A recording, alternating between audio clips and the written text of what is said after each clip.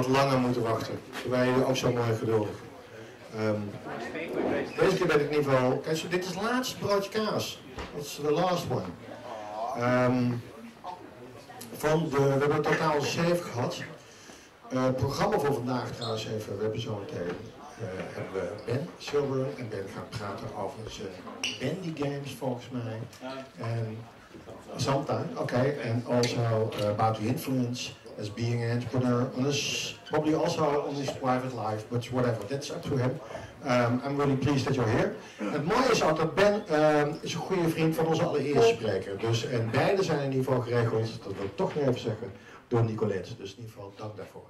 We hebben speciaal brood vandaag. Dat moet ik dan toch even promoten. Dat is, ik weet zijn mensen, ja lekker hè, of niet?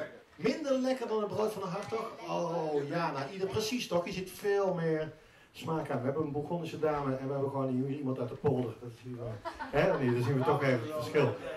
Maar goed, we hadden wat opstartproblemen, dus ik wil eigenlijk niet te lang eigenlijk praten. Dus ik wil zo in ieder geval het woord geven in ieder geval aan Ben. Thanks a lot that you're here. En de bijzonderheid vandaag ook, dan moet ik ook Shireen eventjes bedanken. Misschien dat daarom de opkomst of zo van zijn eigen studenten wat minder is. Maar we hebben in ieder geval ook, dat wil ik even zeggen, BE-studenten die de richting ondernemen hebben gekozen. Dus Petra, nee, zeg ik dat dan nog niet? Nog niet. Oké, de keuze kan nog gemaakt worden. Maar in ieder geval, mocht je later in jaar 3 denken, we zoeken nog een minor. Nou, goed dat je dan nu kan proeven hoe dat deze minor in elkaar steekt. Shireen, we gaan live. We gaan streamen. Ben, thanks a lot. I'm really pleased that you're here. Thanks. Dus Ben. Thank you. Okay, I'm going to speak in English. Is that okay? I'm English. Sure. Sorry about that. So yes, I'm here today. I'm actually a friend of Nicolette. Do you know her as Nicolette? She's over there. Yes, Nicolette. Yes, she's right over there. And she asked me to come in today. She told me explained what you have here, this Broodje Kaas thing, and I was talking to her about things that I've been doing, and she said it would be great if you come today and talk at my school. So that's why I'm here. Hello, Nicolette. Welcome. We can start now. So just a quick introduction about me and why Nicolette thought it would be fun for me to come today. I'm an improviser. I do like what do you call it? Improvisatie theater. I'm in a group here. We perform every Friday, not just up the road here at the UvA, at the Kreia. Maybe you know the Kreia. We're here every Friday and we teach improvisation. I also work freelance doing web development, web design, web development, and so I sort of mix my time between those two things. Improvisatie. Yes, improvisatie and web dev. I'm mainly going to here to talk to you about the website stuff, web projects, IT projects, but we'll get into that in a little while. That's my website, House of Ben, very egotistical, have my name in it, and some projects that I do, and that's how I do most of my work. So that's me. What about you? Maybe I can find out if you, just to get a quick idea of who's here and what your real plans are for your work. Would you describe it? Let's just like put your hands up. Would you say like marketing? Some, none. Marketing. One, two. Business. Business development. Finance. Some finance. IT. 1, 2. Oh, okay. Same again. Yes. If the IT. Have I missed anything? Any categories? What would you? Entrepreneurship. Okay, entrepreneurship. Okay, entrepreneur. Generally wanting to do stuff, make stuff happen in the world, get stuff going. Okay, fine. So we've got a bit of marketing, a bit of business, entrepreneur, finance, that kind of thing. Is that about right? Yeah. Okay, I'll try and tailor what I'm saying today to give you some specific advice on that as I think about it. All right, good stuff. That's enough about you. All right, back to me. So what I'm actually doing right now, I'm on a project. They kind of call it business intelligence. Maybe you've heard of things like analytics, data mining, big data is all the rage right now. If you're into marketing, for example, this is really a huge thing now in marketing. With all these website apps, they're generating huge amounts of data, mountains of data, and of course you've got to now find a way to sift through it all, visualize how that data, try and find some meaning in all these piles and piles and piles of numbers. Yeah, it's a big thing now. As you probably know, every time you go to Facebook, every click, every like, every share, they're watching you, they're monitoring you, and they're learning more and more about you. It's quite sinister in a way, but it's also it's the way of the world now. They either can use it for quite potentially dangerous things, like influencing where you're going to vote in America, or maybe it's something maybe less sinister but still very powerful, like persuading you to buy a certain type of washing powder, or where you should go on holiday, or what kind of car you should drive. So this is very, very powerful now, business intelligence, and it's getting bigger. I've noticed this over the years. This is becoming a bigger and more important part of marketing, entrepreneurship. I'm not going to talk any more about this, because in fact, I think it's also really useful to talk about one or two of those things that don't go very well, those projects that you might get involved in your life that fail. Okay?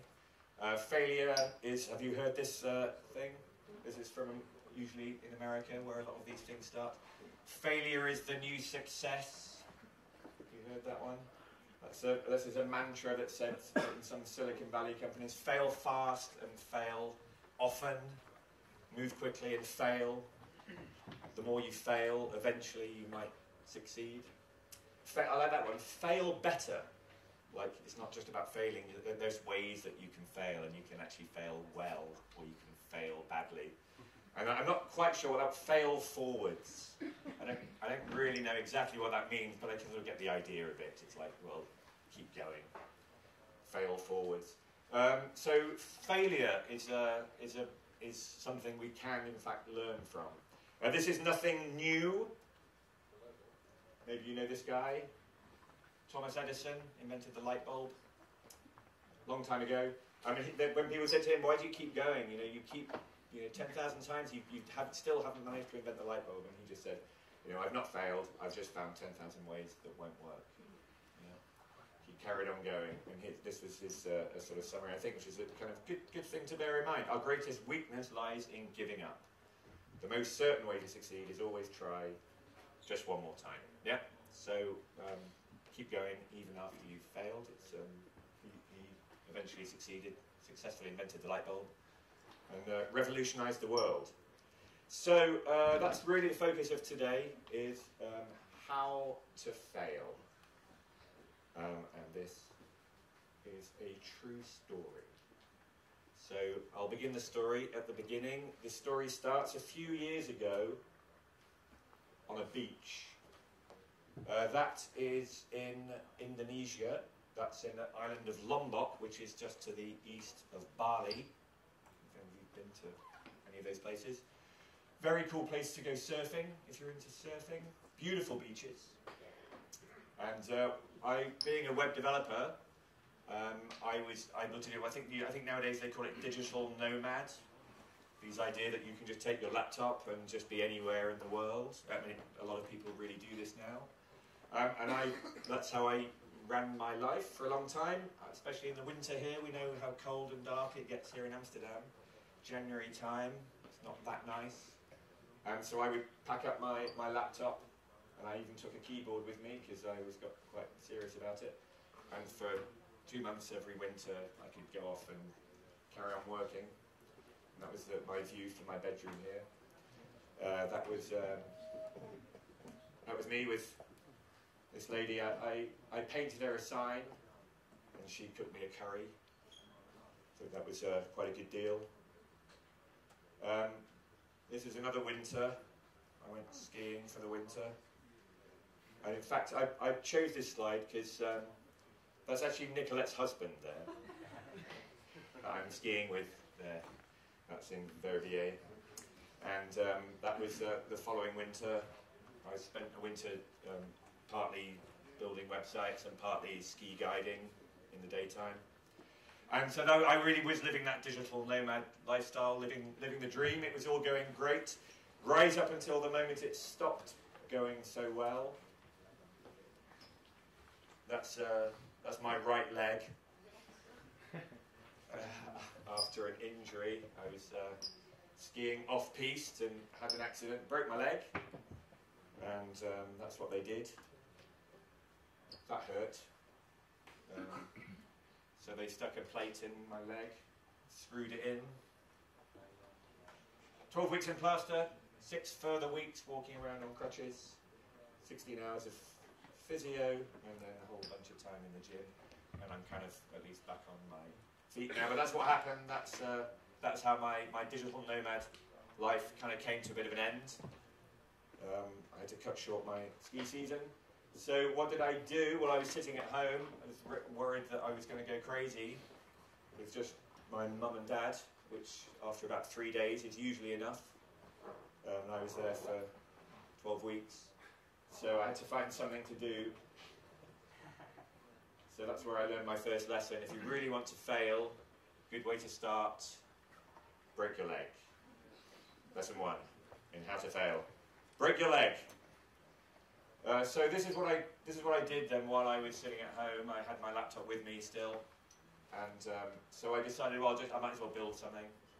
So I built this thing called Video Swipe. The idea of Video Swipe is you could be at home, you could be in your house, your friends are in their house, and you can watch YouTube together. So you'd watch the same screen, and if I pressed pause, then we'd both pause. If they press play, we both play. We'd have a webcam, and we can just sort of chat while we're watching YouTube. That was the idea of it. It worked. I think it's still even. Can I do this? Yes. There it is. It's live. It's not working. Yeah, there it is. It's still live. Video swipe.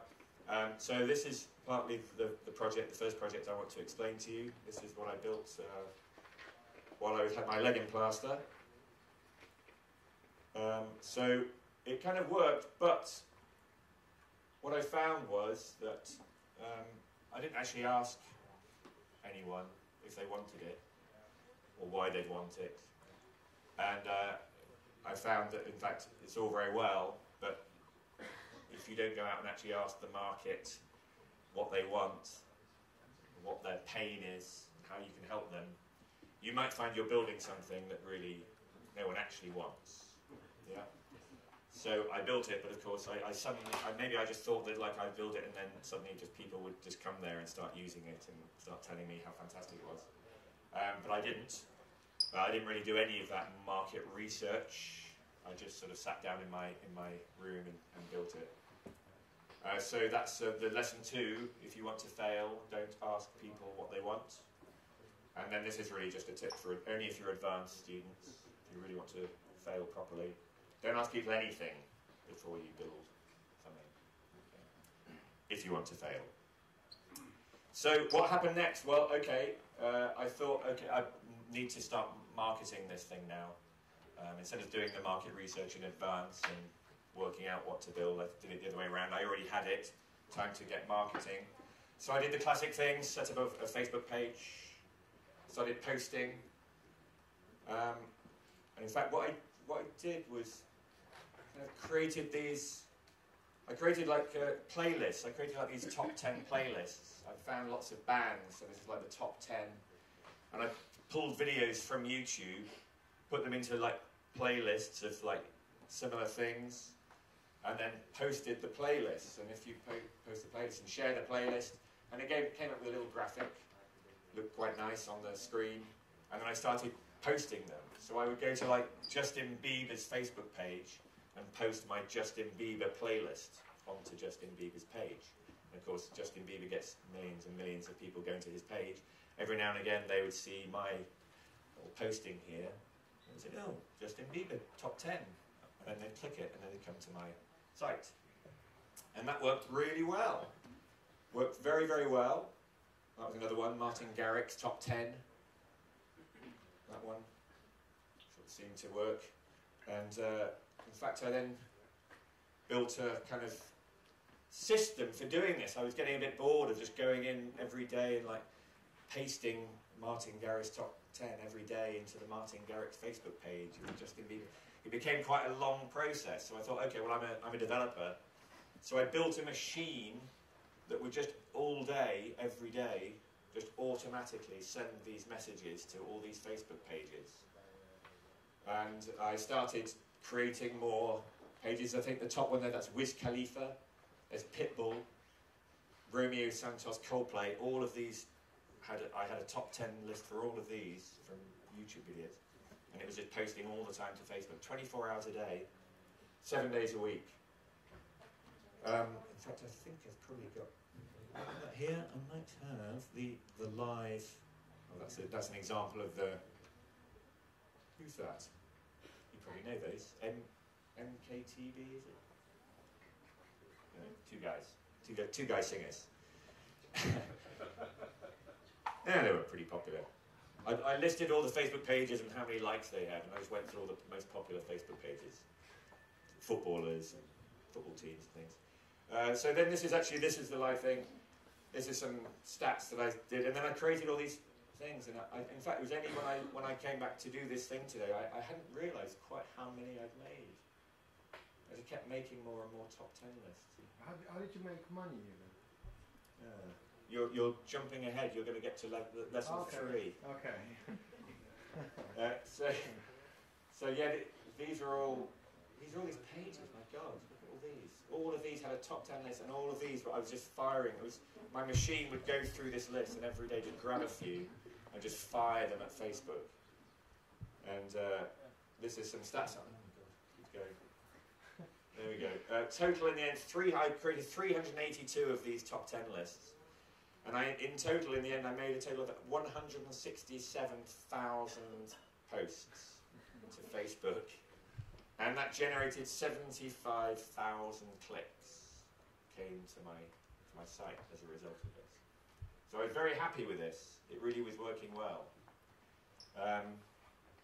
Of course, that begs the question, how was I making money? I wasn't making any money. This was just, I was just doing this really kind of for fun, and because I had my leg up and I wasn't going to do much else. So I had to do something. And you know, they always have that mantra, well, like, you know, the money will come later. You know, you can figure that out later. Just build something that's useful. I was very happy with it. It was very useful. I'll just go back to the top, because I would ask people, when they'd been on this, using this for a few minutes, it would pop up a message on the screen saying, what do you think of this? And that's the first one on the left. The top one was, it rocks. And then it goes down to the bottom one is, it sucks. So I got most people said it rocks. So I was pretty happy there. This one there is like, which things do you not like? And in fact, that one's nothing. They were happy with it. Most people were pretty happy. And this one, like, what would you like to improve or see more of? Most people, nothing. I'm happy. And that one with more top 10 lists. They obviously like the top 10 list. Okay. And then, in fact, after a while, I thought, okay, how do I make money from this? Okay. And that's when I kind of hit my first real failure. I had no idea how this could be actually paid for, because people would just come there, they'd watch the videos, they'd chat with their friends, and then they'd go away. And I couldn't figure out how to actually persuade them to pay money to use this. And after a while, I couldn't just keep going every day, just doing all this, building all these playlists, and eventually I had to sort of stop. Let's go back to this. Oops. Come down here. Where am I?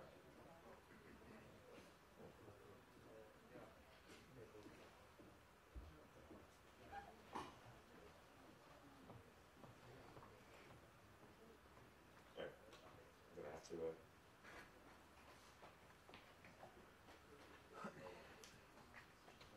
Want a big swing?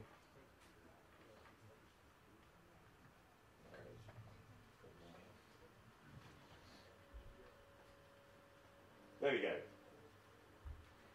So lesson 3, don't worry about the money if you want to fail. Okay, in fact what I've found is it really pays to actually have an idea in the future of where the money is going to eventually come from if you get involved in a project. Okay, it's all very well thinking, oh, we'll just build something really cool and we'll figure it out later on the money side. I think it pays to at least have an idea before you start. What's the model going to be? How are you really going to get money? If I go this, I wonder if this is going to take me. Big screen? Yes, I don't seem to be able to get back to. Oh, there we go. There we go. Right. So, what happened next? That's then where they make money. Then, make sure I've got. All right, I'll skip through this bit. This is a bit of a little digression. Has anyone heard of Startup Weekend? Startup Weekend. You know about startups, all the rage. Everyone's doing startups. This is kind of cool. I did this. This was the one I did in 2015. You do a whole weekend, and people just come along and they say, "I've got this idea. Does anyone want to help out for the weekend?" And you end up generating like 20 teams or something, and you put yourself into a team. You spend the whole weekend just absolutely frantically building something, and they provide food and drink and just keep you fed and stuff, and then you just get on with it. It was really fun. I met a lot of people, very inspiring, and they taught me about this book. Have you heard about this? The Lean Startup. You know that one? Perhaps it's an IT thing. I see you've got like business model canvas. I think that's kind of related to these startup things. Yeah. What do they teach you in the Lean Startup? Well, get lean. First of all, ask people what they want is one of the golden rules in the Lean Startup. Keep asking people all the time, what do you need? Is this what you want? Is that what you want? How can we make it better? You know, and then build something quick, show it to them. Is that what you want? Keep going like that. Keep iterating.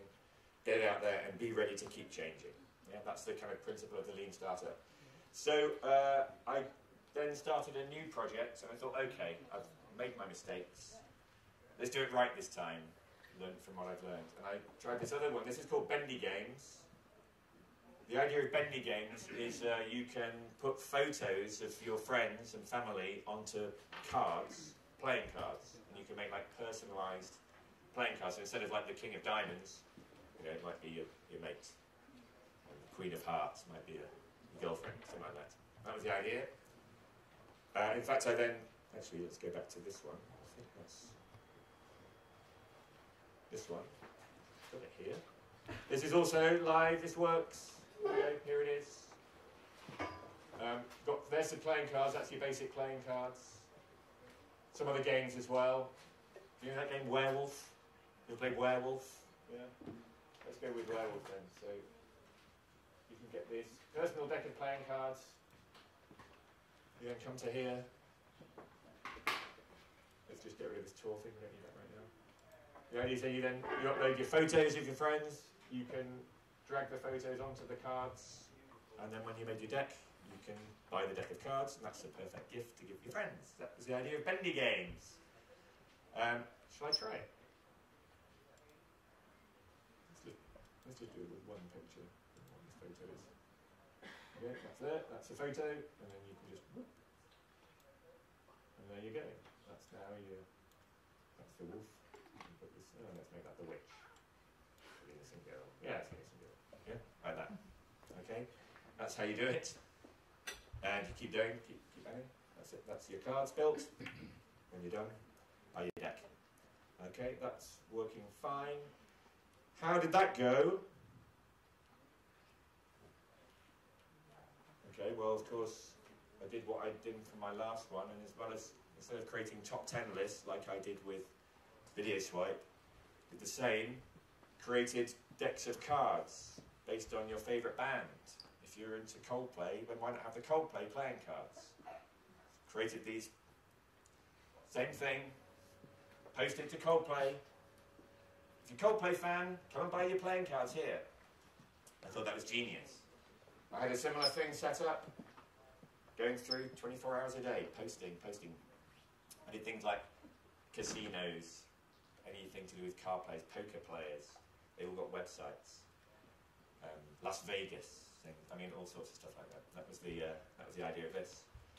And it all worked fine right up until that happened. this URL is blocked. Someone clearly in the time since I started doing video swipe and doing this, Facebook got a bit more sophisticated with their attempts to catch people doing this kind of thing, and they blocked the website. So remember this, lesson 4, very important. If you want to fail, you are way smarter than Facebook. Okay, you think you can beat Facebook? Probably not going to happen. Okay, Facebook are watching what's happening on their site, and they've got people like me trying to find ways to play that system, and they've probably got people on their side playing the opposite game and watching what we're doing and trying to find out how to stop it. Yeah.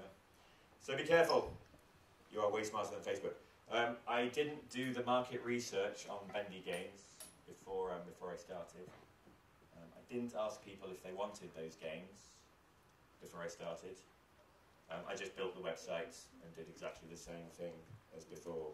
So I guess lesson 5, and this is really the golden rule. If you want to fail, don't learn from your past mistakes. Okay, make the same mistakes repeatedly, and you will surely fail. Yeah, that's really the golden rule. Okay, and I think probably Thomas Edison, when he was designing the light bulb, at least when he was finding all these different ways of not working with a light bulb, he was at least learning as he went along, and eventually he did find it. I think I found with bendy games, what I really learned was I was no good at learning from previous mistakes, and I just went and did just exactly the same thing the second time round I did the first time. Where are they now? This is by way of conclusion. Let's just summarize. Golden rules for failing. Your plan for failure. First of all, break your leg. Secondly, don't ask people what they want. Extra bonus rule for those who are really keen. Don't ask people anything at all. Don't worry about the money. Don't think about that. You're always going to be smarter than Facebook, so don't let the big companies try and tell you what to do. And finally, don't learn from your past mistakes. If you can remember these key lessons, you will surely fail.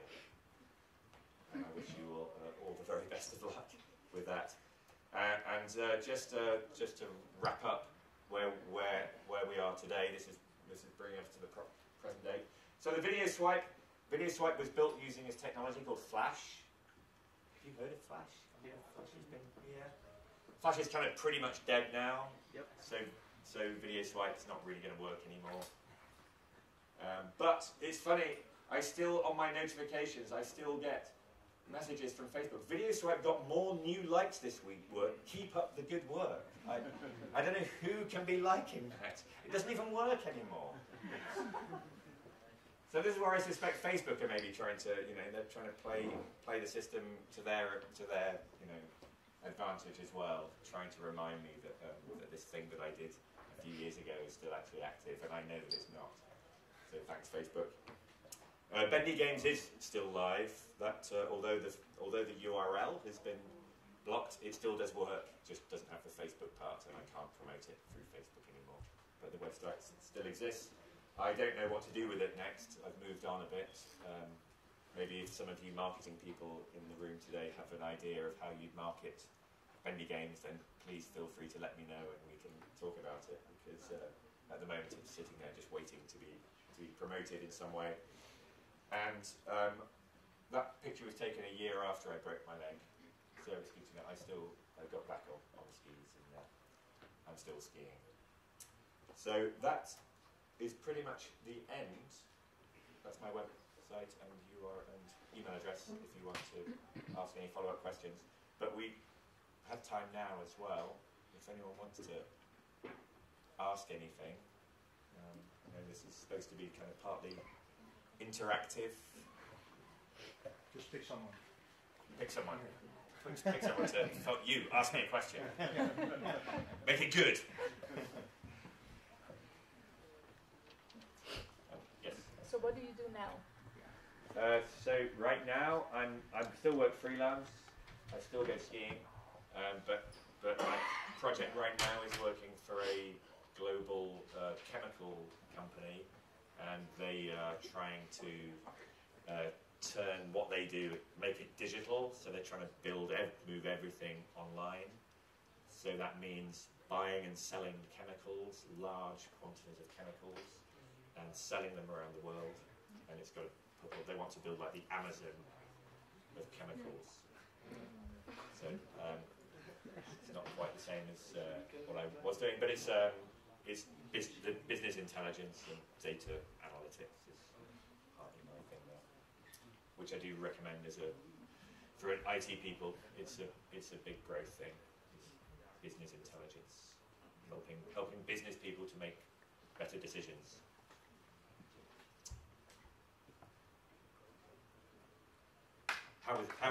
How's the cheese? The cheese is good. Good. All right. And the broodje? The bread? It was also good. Okay, great. Ben, you were traveling all over the world. You wanted to travel. You want to work on other places than just here. But why are you then in Amsterdam still? Why did you choose Amsterdam? Stay here. If you talk personal. Yeah, sure. So the question is, why, if I want to travel all over the world, why would I end up living in Amsterdam? And in fact, if you talk to any of these digital nomads, as they call themselves, people who can travel around the world and really base themselves anywhere, they do some traveling after all, and eventually they decide, actually, I want to stay in one place. I'm kind of getting a bit tired of moving and traveling. This is a common thing. Like, it feels fun for a while. But after a while, in fact, what you want is to be based somewhere and actually put some roots down and have a social life and a network and a sort of certain sense of home. And for me, Amsterdam has become that place. I didn't deliberately do it, but that's just how it happened. And so, although I still will go travelling, in the end, I'm always going to come home. And so, right now, Amsterdam is that place. It's a nice place to live, and if you travel around and go to other places, you'll see after a while. For me, I think like if I lived somewhere else, I think I'd be always like, it's not as good as Amsterdam, is it? So I find myself coming back here. But it's not because of the possibilities that you have here to succeed, to really get to be a good entrepreneur. I think Amsterdam does have a great startup culture here. They really do a lot to kind of generate new ideas, especially with IT.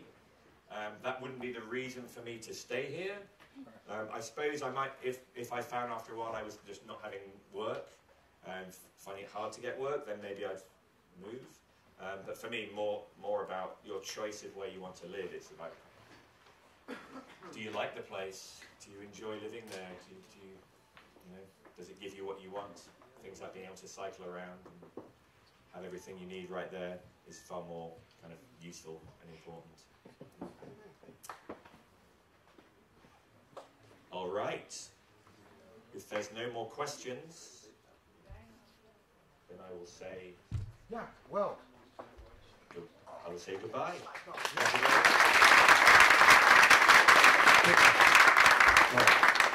Thanks so much, Ben. Also for you, a nice present. It's not a bad. It's a Kaas blanket. Oh wow. Yeah.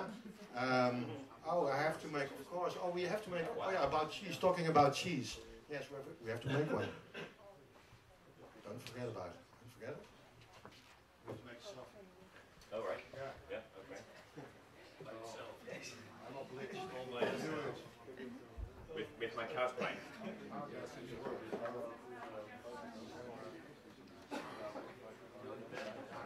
Yeah. Hold this up.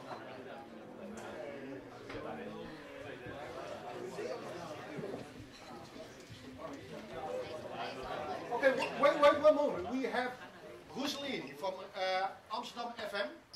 Is she in? No, Amsterdam FM. She's not here.